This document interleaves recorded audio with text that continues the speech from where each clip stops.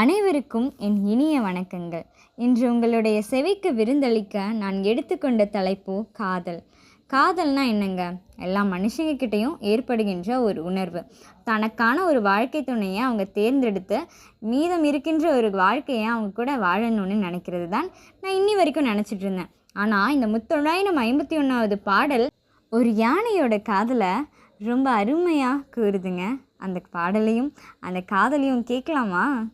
கொடிமதிர் பாய்ந்திற்ற கோடும் அரசர் முடியிடறி தேய்ந்த நகமும் பிடி முன்பு பொல்லாமை நாணி புறங்கடை நின்றதே கல்லார் கிள்ளி களிறு. 1951வது பாடல் என்ன சொல்லுதுன்னா, கிள்ளி வளவன் ஒரு சோழ அரசன் இருக்கான். அவனோட ஆண் யானை போருக்கு போகுது. அந்த யானை போரில் ரொம்ப பயங்கரமாக சண்டை போட்டதுனால அதோட நகங்கள் எல்லாமே தேய்ந்து போயிருச்சு. அதோட தந்தங்கள் உடைப்பட்டு போயிருச்சு. உடல் முழுக்க காயங்களோட அந்த யானை நாடு திரும்புது. நாடு திரும்பும்போது அதோட எதிர்ப்புறத்தில் ஒரு பெண் யானையை அந்த யானை பார்க்குது.